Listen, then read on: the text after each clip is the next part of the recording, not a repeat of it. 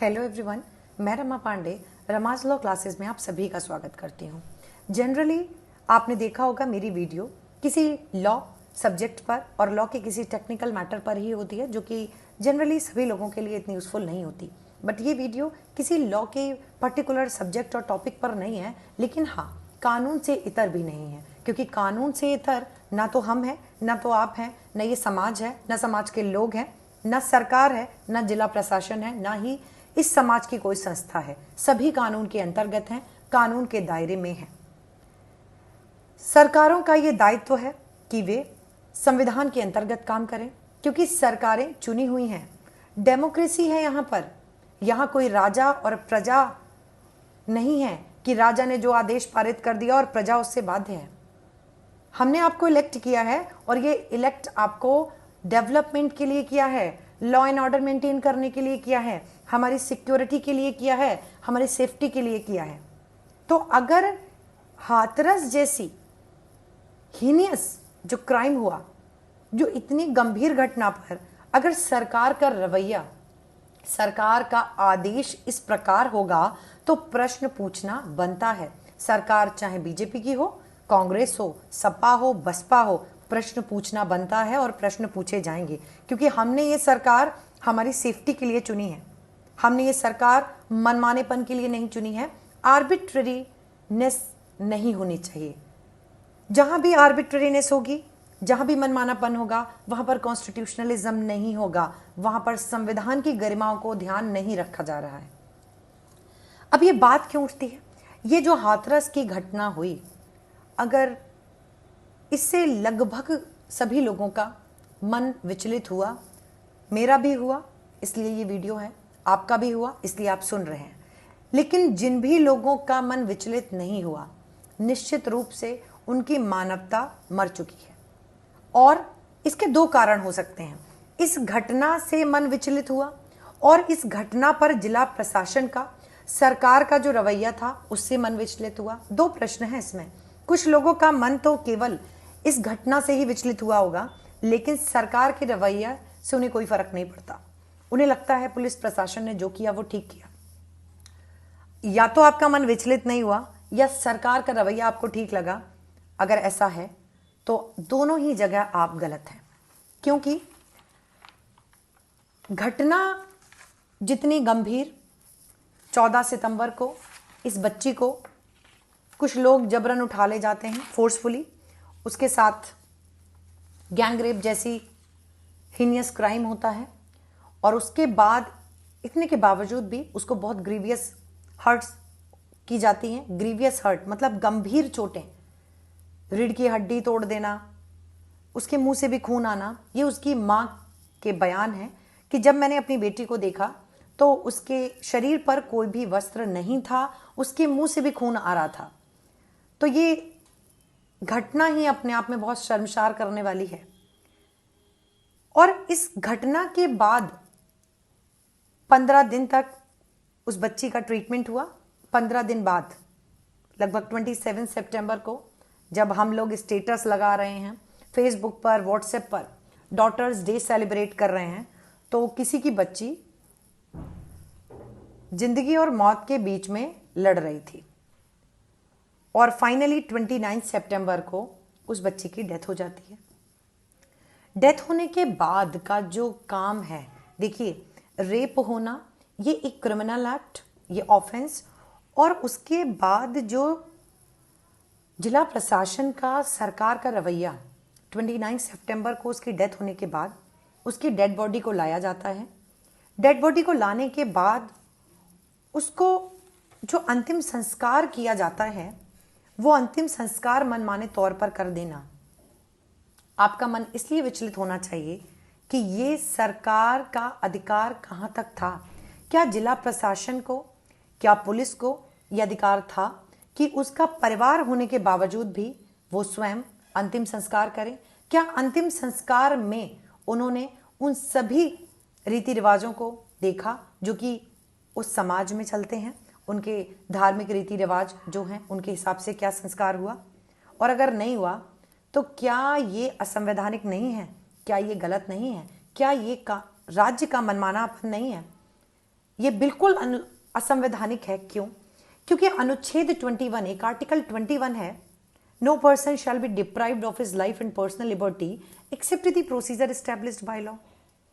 ठीक, उनके साथ गलत हुआ, आर्टिकल 21 वॉयलेट हुआ। एक तो एक जगह जहां पर उन क्रिमिनल्स ने उसके साथ रेप किया और एक जो भी इंजरीज हुई उनकी वजह से उस बच्ची की डेथ हो जाती है। पहला अनुच्छेद 21 आर्टिकल 21 उन्होंने वॉयलेट किया। दूसरा आर्टिकल 21 किसने वॉयलेट किया? देखिए, अगर आप लोग ने आर्टिकल 21 देखा होगा तो सुप्रीम कोर्ट की गाइडलाइन है। सुप्रीम कोर्ट के according right to life and personal liberty का मतलब केवल it's not merely breathing. Right to life and personal liberty केवल सांस लेने तक सीमित नहीं है, बल्कि right to life and personal liberty with dignity है। सांसें खत्म होने के बाद भी आपके शरीर से आपके शरीर का अंतिम संस्कार किस तरह होना चाहिए, यह 21 में ही आता है। तो राज्य ने जिस हिसाब से उस बच्ची का अंतिम संस्कार किया, क्या ये जो फंडामेंटल राइट है 21 में, क्या राज्य ने इस फंडामेंटल राइट का वॉयलेशन नहीं किया? एक तो वॉयलेशन उन क्रिमिनल्स ने किया और दूसरा राज्य ने किया। कैसे? जो हिंदू रीति रिवाज है उसके अनुसार, क्योंकि ये घटना हाथरस की है और मैं बदायूं से बिलोंग करती हूं और मुझे पता है कुछ ऐसा भी नहीं है कि हाथरस में कोई नए नियम कानून है। जहां तक मेरी जानकारी है, हिंदू रीति रिवाज या पश्चिमी उत्तर प्रदेश में, वैसे ये सब जगह प्रेवलेंट है, लेकिन क्योंकि ये घटना पश्चिमी उत्तर प्रदेश की है और बहुत नज़दीक से मैंने उस एरिया को देखा है, सूर्य अस्त और सूर्य उदय से पहले, सूर्य अस्त और सूर्य उदय के बीच का जो समय है, मतलब रात्रि का समय, इस बीच में अंतिम संस्कार हिंदू रीति रिवाज में नहीं किए जाते। कोई भी नहीं करता। इन केस अगर होता भी है तो आप लोगों ने देखा होगा सुबह तक का इंतजार किया जाता है, सूर्योदय होने पर ही अंतिम संस्कार किया जाता है। इस घटना में पहला तो आर्टिकल 25 भी एक आपके कॉन्स्टिट्यूशन में है जो रिलीजियस राइट्स देता है, फंडामेंटल राइट। हमें अपने रिलीजन के हिसाब से जो भी रीति रिवाज हैं उन्हें प्रैक्टिस करने का हमारा फंडामेंटल राइट है। तो इस परिवार का भी ये मूलभूत अधिकार था कि वे अपनी बच्ची का अंतिम संस्कार अपनी रीति रिवाज से करते। आपने 25 भी वॉयलेट किया, आपने उनका संस्कार उनके रीति रिवाज से ना करा के रात्रि में 12 बजे के बाद आपने वो अंतिम संस्कार किया। पहली चीज, आर्टिकल 25 भी वॉयलेट हुआ। आर्टिकल 21 कैसे वॉयलेट हुआ? अंतिम संस्कार करने का भी तरीका है हिंदू रीति रिवाज में। जो अंतिम संस्कार करने का तरीका, अगर कोई अनमैरिड अविवाहित लड़की है तो उसके पिता या उसके भाई उसको मुखाग्नि देते हैं, नहीं भी है तो उनके परिवार का ही कोई सदस्य देगा। उनके परिवार के मौजूद होने के बावजूद उनका अंतिम संस्कार पुलिस प्रशासन के द्वारा किया गया। दूसरा सबसे बड़ा प्रश्न, ये भी गलती सरकार के पार्ट पर। तीसरा, हिंदू रीति रिवाज में आप लोगों ने देखा होगा जब किसी का भी अंतिम संस्कार किया जाता है तो बहुत शुद्ध तरीके से किया जाता है। उसको नहलाना धुलाना, देशी घी का इस्तेमाल होता है, बहुत सारी चीज़ों का इस्तेमाल होता है। मुझे बहुत डिटेल में जानकारी नहीं, लेकिन इतना तो निश्चित रूप से है कि देशी घी का इस्तेमाल इसलिए बोल रही हूँ क्योंकि जो भी मैंने न्यूज़ चैनल में देखा उसमें जिस कैन का इस्तेमाल हुआ उसको देख के लगता है या तो वो पेट्रोल है या तो वो मिट्टी का तेल है। तो क्या आपकी नज़र में, आपकी मतलब सरकार की नज़र में, उस बच्ची जिसके साथ इतना घिनौना अपराध हुआ उसका अंतिम संस्कार इस तरीके से होना चाहिए था? क्या वो लावारिस थी? क्या उसका परिवार नहीं था? किस अधिकार से पुलिस प्रशासन ने अंतिम संस्कार किया? अब देखिए, यहां पर एक प्रश्न और, कुछ लोगों की नज़र में पुलिस प्रशासन गलत है, लेकिन आपको यह पता होना चाहिए कि पुलिस प्रशासन इंडिपेंडेंटली काम नहीं करता। वो इंडिपेंडेंट बॉडी नहीं है। लॉ एंड ऑर्डर मेंटेन करना स्टेट लिस्ट का सब्जेक्ट है, जिसको कि स्टेट गवर्नमेंट करती है थ्रू पुलिस। पुलिस के द्वारा ये लॉ एंड ऑर्डर मेंटेन किया जाता है। इस तरीके की घटना, ये कोई छोटी बात नहीं थी। पुलिस को पता था ये मैटर किस तरीके का है। ऐसी घटना रातों रात उस बच्ची का अंतिम संस्कार खुद कर देना, ये पुलिस प्रशासन का खुद का डिसीजन नहीं हो सकता। अब जिला प्रशासन, वहां के जो डीएम होंगे, उनका भी क्या ये खुद का ऑर्डर था? ये भी प्रश्न है। तो ये उनका खुद का ऑर्डर नहीं हो सकता। स्टेट गवर्नमेंट के आदेश के बिना, चाहे वो स्टेट गवर्नमेंट हो चाहे सेंटर, क्योंकि स्टेट गवर्नमेंट का काम है लॉ एंड ऑर्डर मेंटेन करना, तो निश्चित रूप से उनको कहीं ना कहीं से तो ये आदेश मिला। अपने आप से उन्होंने ऐसा काम क्यों किया? तो ये प्रश्न, दूसरे प्रश्न ये उठता है कि अगर इनको ऐसा आदेश मिला भी, तो जिला स्तर पर जो भी वरिष्ठ अधिकारी होते हैं, उनके ऊपर इस लॉ एंड ऑर्डर मेंटेनेंस की जो भी जिम्मेदारी होती है, उनकी होती है, और उनको जवाब देना भी होता है। तो क्या कोई अधिकारी ऐसा था जिसको लगा हो, जिसके अंदर थोड़ी भी मानवता हो, जो सरकार के इस आदेश को मना कर सकता था? लेकिन किसी ने ऐसे आदेश को मना नहीं किया और रातों रात उस बच्ची का अंतिम संस्कार किया। तो ये आर्टिकल 21 का भी वॉयलेशन है और आर्टिकल 25 का भी वॉयलेशन है। रीति रिवाज से अंतिम संस्कार हो ही नहीं पाया, और इंडियन पिनल कोड में भी बहुत सारे ऐसे प्रोविजंस हैं। तो इन्होंने ये कृत्य, उन जो भी अपराधी थे उन्होंने तो अपराध किया ही है, साथ में स्टेट गवर्नमेंट का भी ये एक असंवैधानिक कार्य है, ये अनकॉन्स्टिट्यूशनल है, ये कॉन्स्टिट्यूशन का वॉयलेशन है सीधे तरीके से। तो यहां पर, क्योंकि अगर आप देखिए, इसको डिवाइड करिए, एक एक्ट तो क्रिमिनल का है और दूसरा एक्ट स्टेट का है। क्रिमिनल्स ने तो आर्टिकल 21 वॉयलेट किया ही, रेप किया, उसके साथ मारपीट की, और उसके बाद जो स्टेट ने किया, क्या वो कम है? स्टेट ने जो किया उनके परिवार के साथ, ये भी अपने आप में बहुत बड़ा अपराध है। मैंने एक न्यूज चैनल में देखा, हाथरस के जो सांसद हैं, हाथरस के सांसद का कहना कि क्योंकि ये बच्ची शेड्यूल कास्ट को बिलोंग करती है और हम भी सांसद इसी शेड्यूल कास्ट के हैं, ये हमारी बच्ची है। मैं ये प्रश्न पूछती हूं, आप लोग जो इस वीडियो को देख रहे हैं, आपको कितना लगता है कि अगर ये सांसद की बेटी होती तो क्या ये शर्मसार करने वाली घटना होती? या अभी तक इतिहास में किसी सांसद या मंत्री की बेटी के साथ आपने इस तरीके की घटना होते देखी है? नहीं, है ना, ऐसा नहीं होता। और अगर ये सांसद जी की बेटी वास्तविक रूप में अगर ये सांसद जी की बेटी होती तो क्या ये अंतिम संस्कार इस प्रकार हुआ होता? आपके इन प्रश्नों का आंसर आप सबको खुद ही पता है, इन क्वेश्चंस का आंसर आपको पता है कि ऐसा बिल्कुल भी नहीं होता। फिर एक और देखिए, पूरे स्टेट का जो रोल है, चाहे गवर्नमेंट हो, चाहे उनके जिला प्रशासन हो, चाहे पुलिस, ये स्टेट का ही भाग है। तो आदेश तो स्टेट का ही है, स्टेट इससे मुकर नहीं सकता, सरकारें इससे भाग नहीं सकती कि ये काम उनकी सहमति से किया है। क्योंकि आप न्यूज़ चैनल देखिए, उनकी सहमति से तो ये काम नहीं है। कोई भी पिता, कोई भी माँ इस बात की सहमति कतई नहीं देंगी कि उनकी बच्ची का अंतिम संस्कार कोई वो पुलिस वाले करें जिनको वो जानती भी नहीं, और उसमें कैरोसिन ऑयल का इस्तेमाल हो, ये वो बिल्कुल भी नहीं चाहेंगी। और जो उनकी रीति रिवाज में है ही नहीं, आधी रात में अंतिम संस्कार करना, ये वो बिल्कुल नहीं चाहेंगे। अब राज्य का, हमने जिला प्रशासन का रोल देख लिया, संतोषजनक बिल्कुल भी नहीं है, बहुत निंदनीय है, बहुत ही गलत है। हमने जिला प्रशासन के साथ साथ पुलिस प्रशासन का भी रोल देखा, वो भी बहुत संतोषजनक नहीं है। आप न्यूज़ चैनल में देखा होगा कि किस तरीके से उनके माता पिता के साथ व्यवहार करना, बात करना, धक्का मुक्की करना, ये भी बहुत खराब है। वो लड़की, आपको पता होना चाहिए, वो विक्टिम थी, वो कोई अपराधी नहीं थी, वो कोई टेररिस्ट नहीं थी जिसके लिए इतनी पुलिस फोर्स लाके उसका अंतिम संस्कार किया गया। वो तो विक्टिम थी। स्टेट को उनके साथ खड़ा होना चाहिए, स्टेट को उनकी फैमिली के साथ खड़ा होना चाहिए, ना कि ऐसे लग रहा है कि जैसे उसने कोई अपराध कर दिया हो।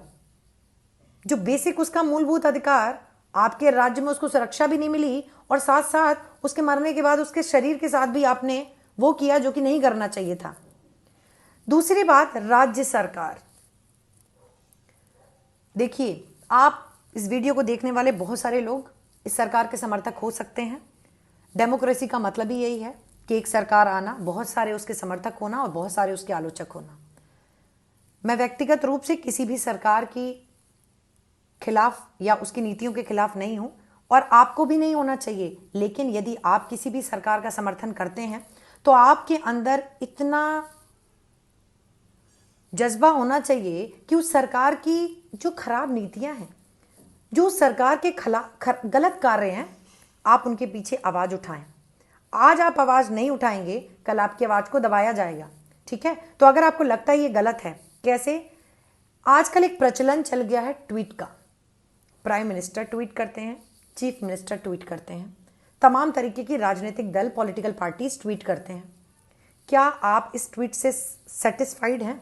अगर इस जगह आपकी बेटी होती, आपकी सिस्टर होती, आपकी वाइफ होती, तो क्या आप सेटिस्फाइड होते? अभी आप सेटिस्फाइड हैं? आपने देख लिया चीफ मिनिस्टर का ट्वीट आ गया, कॉम्पनसेशन दे देंगे, फैमिली मेंबर को गवर्नमेंट जॉब दे देंगे। क्या इस बच्ची के साथ जो क्राइम हुआ ये उसका कॉम्पनसेशन है? क्या आप किसी भी बच्ची के साथ जो अपराध हो गया और आपने जिस तरीके का उसके बाद ट्रीटमेंट किया, क्या ये सही है? और उसके बदले में आपने दिया क्या? आपने एक ट्वीट किया। ज्यादा से ज्यादा ट्वीट करने के बाद चीफ मिनिस्टर ने उनके परिवार के साथ में एक वीडियो कॉन्फ्रेंसिंग कर ली, मामला समाप्त हो गया। क्या आपको नहीं लगता इस जगह चीफ मिनिस्टर या हमारे प्राइम मिनिस्टर जा सकते थे? नहीं, कोरोना, कोविड-19 इज देयर ना, कोविड-19 है, जा ही नहीं सकते। या फिर आपको लग रहा होगा नहीं, सरकार के और भी बहुत सारे काम हैं, तो इट्स नॉट पॉसिबल कि गवर्नमेंट, मतलब हमारे चीफ मिनिस्टर हर जगह पहुंचे। लेकिन अगर आपको याद हो तो अभी हाल फिलहाल में ही अयोध्या राम जन्मभूमि है ना, इस जगह तो चीफ मिनिस्टर भी प्रेजेंट थे, इस जगह प्राइम मिनिस्टर भी प्रेजेंट थे, इस जगह बहुत सारे धर्मगुरु भी प्रेजेंट थे। तो अगर ये वहां पहुंच सकते हैं तो क्या इस जगह पहुंचना उन्होंने उचित नहीं समझा? क्या इस जगह उन्हें नहीं जाना चाहिए था? यह भी एक बहुत बड़ा प्रश्न है कि यह घटना उनकी नज़र में इतनी बड़ी नहीं। आपकी और हम सबका ये दायित्व है कि इस तरीके की जो घटनाएं हैं, हाथरस की घटना निर्भया की घटना से बिल्कुल भी कम नहीं। घटना जब दिल्ली में हुई, बहुत लोगों के अंदर आक्रोश था। क्या हुआ? क्या इस तरीके की घटनाएं होना बंद हो गई? हाथरस की घटना हुई, तुरंत बलरामपुर घटना, और पता नहीं कितनी घटनाएं आपको, हमको, हम लोग देखिए डेली न्यूज़पेपर में इस तरीके की घटनाओं को देख रहे हैं। आपको देखना है कि इनके पीछे का कारण क्या। It's our responsibility. हम स्टेट के भरोसे नहीं बैठ सकते। ये हमारी, आपकी, ये युवा वर्ग की रिस्पॉन्सिबिलिटी है कि अगर आपको दिखता है इस ऐसी मेंटेलिटी के लोग, आज से, अभी से आपकी फेसबुक प्रोफाइल में अगर इस मेंटेलिटी के लोग हैं, आपको कैसे पता करना है? बहुत आसान है। आप उनको देखिए वो किस तरीके के कमेंट करते हैं, किस तरीके की उनकी प्रोफाइल है, आपको आइडिया लग जाएगा इनकी मेंटेलिटी क्या है। ऐसे लोगों को बिल्कुल बायकॉट कर देना चाहिए, अपनी फ्रेंड सर्कल से ऐसे लोगों को बायकॉट कर देना चाहिए। And at the same time it's my request सभी पेरेंट्स से, क्योंकि हमने सरकार को देख लिया, सरकारें कोई भी हो, चाहे कांग्रेस हो, चाहे बीजेपी हो, चाहे सपा हो, चाहे बसपा हो, ऐसा है ही नहीं कि एक कोई ऐसी सरकार आ गई हो और इस तरीके का ऑफेंस होना बंद हो गए हो। लेकिन निश्चित रूप से सरकार का जो एक्शन है वो मैंने आपको बताया, एक पॉइंट पे बताया कि सरकार ने किस तरीके से गलत किया है। यहाँ पर उन अपराधियों ने तो किया ही, फांसी होने के बावजूद भी इस तरीके के क्राइम बंद नहीं हो रहे हैं। इसके पीछे का कारण कभी आपको लगा है क्या है? इसके पीछे का कारण है वैल्यू एजुकेशन। इसके पीछे का कारण हर जितने भी, चाहे कम्युनल राइट्स हो, चाहे इस तरीके की घटनाएं हो, पहला कारण तो एजुकेशन। आप अपनी लड़कियों को एजुकेशन दें। हर व्यक्ति अपने बच्चों के अंदर, स्पेशली जो लड़के हैं, उनको ये शिक्षा दें कि लड़कियों को देखने का नजरिया क्या है। शायद इससे कुछ फर्क पड़े। और वैल्यू एजुकेशन बहुत जरूरी है। लड़कियों को शिक्षा दें। लड़कियों के लिए राजकुमार, आप अपनी लड़कियों को प्लीज राजकुमारी ना बनाएं, क्योंकि राजकुमार ढूंढना बहुत मुश्किल है। आप अपनी राजकुमारियों को बचा के रख लें, ये बहुत बड़ी रिस्पॉन्सिबिलिटी है। इस तरीके की घटनाएं होती हैं, बहुत तकलीफ होती है, लेकिन तकलीफ से काम नहीं चलेगा। हमें खुद इनिशिएटिव लेना होगा, हर कोई अपनी लड़कियों को, और जो भी लड़कियां हैं, आप खुद इंडिपेंडेंट होइए, खुद शिक्षा लीजिए। जब शिक्षित होंगी तो हो सकता है, कहीं ना कहीं मुझे लगता है कि शिक्षा का अभाव यहाँ पर आ जाता है। चाहे वो लड़के हों, अशिक्षा है उनके अंदर। एक शिक्षित व्यक्ति करने से पहले, कुछ भी करने से पहले वो 10 बार सोचता है। तो शिक्षा बहुत ज़रूरी है।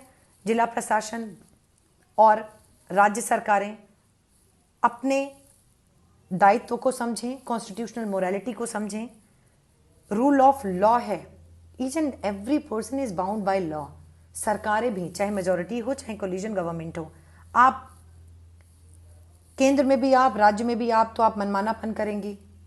रातों रात आपने, एक प्रश्न और, आपको नहीं लगता 15 दिन बीत गए, अपराधी तो, क्रिमिनल्स तो अरेस्ट हो गए, लेकिन अभी इतना बड़ा कंफ्यूजन है कि उस बच्ची के साथ रेप हुआ या नहीं हुआ। जबकि अगर आप लोग को विकास दुबे का मैटर याद हो, तो विकास दुबे का एनकाउंटर कितनी जल्दी कर दिया गया। कभी किसी रेप का जो अपराधी होता है, कभी इन रेप के मैटर्स में एनकाउंटर क्यों नहीं होते? क्यों नहीं होते इनमें एनकाउंटर? जिस तरह विकास दुबे का एनकाउंटर किया गया, आई होप कि इसमें भी ऐसा ही कुछ एनकाउंटर हो जाए। बहुत, देखिए, encounter, being a law student, I should not promote encounter, लेकिन एक्चुअली जो एनकाउंटर है ना, एनकाउंटर तो एक इमरजेंसी सिचुएशन होती है ना, जहां पर सामने से आपके ऊपर अटैक हो गया और पुलिस वालों के पास कुछ नहीं है, उन्होंने प्राइवेट डिफेंस में गोली चला दी, ये है एनकाउंटर। तो शायद कभी ऐसा हो जाए कि कोई रेप का जो, जिसके ऊपर चार्ज लगे हुए हैं, जो क्रिमिनल है, कभी शायद उसमें भी एनकाउंटर हो जाए। तो स्टेट का रोल हम देख रहे हैं, पुलिस प्रशासन का रोल हम देख रहे हैं, लेकिन हम सबको आगे बढ़कर इस पर काम करना होगा। हमें अपने घरों से शुरुआत करनी होगी। अपनी लड़कियों को राजकुमारी मत बनाइए, उन्हें इंडिपेंडेंट बनाइए। और सबसे बड़ी बात, लड़कियों के साथ साथ अगर हर घर में अपने बेटों को अच्छी शिक्षा दी जाएगी, तो शायद, क्योंकि संस्कार, जो व्यक्ति के संस्कार होते हैं, वो उसकी पर्सनालिटी में आते ही आते हैं। उसकी पर्सनालिटी संस्कारों से ही बनी है। तो अगर आप अपने बेटों को जो संस्कार देंगे और शिक्षा जैसे लोगों के साथ वो रहेगा, वो उसी तरह बनेगा। तो मेरी रिक्वेस्ट है आप सभी से, इस तरीके की चीज़ें आगे ना बढ़ें। हर व्यक्ति अपने घर से एक अच्छी शुरुआत करे, अपनी बेटी और बेटों में फ़र्क ना करे, और पूरी कोशिश करे अपनी बेटियों को सक्षम बनाने की। Thank you.